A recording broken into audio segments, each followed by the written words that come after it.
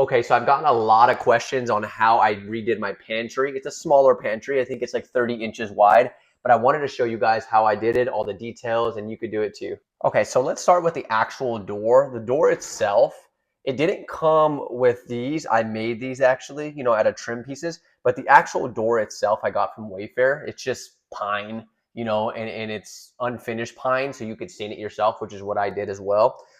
So what I did was basically got the door. It's a bifold door, 30 inches, and then I created my own stain. I did weathered oak with early American. I did the weathered oak first, and then I did the early American, and kind of just briefly rubbed it on, and then rubbed it off really fast. That way you can see the details with the weathered oak, but then it still gives you that brown, rich color with the early American. It already came with this frosted glass, but I kind of wanted that cottage feel, and I always love the way it looks when these windows are kind of framed out. So what I did was I bought this trim pieces from Lowe's, Home Depot, cut it, measured it and cut it, and then created my own little windows. So it looks like it's a separate windows in here. So let's talk about the hardware. Everybody loved the hardware. So I'm always trying to find a deal. I'm always trying to DIY. So I love these Cremone bolts, but they're very expensive in my opinion if you buy the actual Cremone bolts, and put them on there. So I had to think outside the box. So what I did was bought just the bolt, the actual locking mechanism here, and then it only came with some pieces that were about this long, which of course I wanted it to go all the way, to the floor. So it came with these little pieces as well. So what I did was I actually bought steel rods. So this rod, I measured it to see, if it could still fit within the lock itself, like down this way, because it has a little opening, and the steel rod did.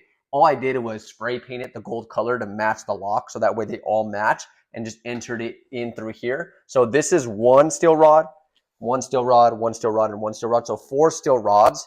And the bolts don't actually lock, like the door doesn't lock itself. It's just for show, but it makes it look super elegant, and you could save some money that way. I think if I would have bought the actual Cremone bolts, I think it would have been like $500. I think I spent in total, I think like $66, something like that, something super cheap. So, another way to save and DIY. Okay, now let's talk about the inside of the pantry. So what I did is I kept the same shelf, inserts that were already there. So I didn't have to create new kind of cutouts to be able to enter the new shelves. And what I did was I bought some plywood, put the plywood in there, already pre-cut plywood. That way it made it a lot faster, and basically stained that plywood. And then I got these piece of wood, just pine, stained them. They're a little bit darker because the stain for it, it's a different type of pine, pine tree. So the stain was a little bit darker. But what we did was give it that chunky effect, which is what I was going for.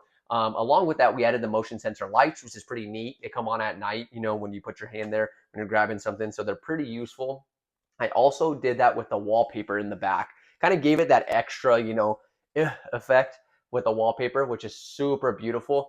But yeah, this is the pantry entirely. All I did was paint, the walls as well, the sage green by Bear. But yeah, super simple. You could do it with your pantry. I think in total, I spent about $253 to redo my pantry, which in my opinion, that's pretty good savings to have a whole door that make it look super bougie. And, I just love it. It's my style. So thank you guys for following along. If you have any more questions, please comment below. Thanks so much, guys.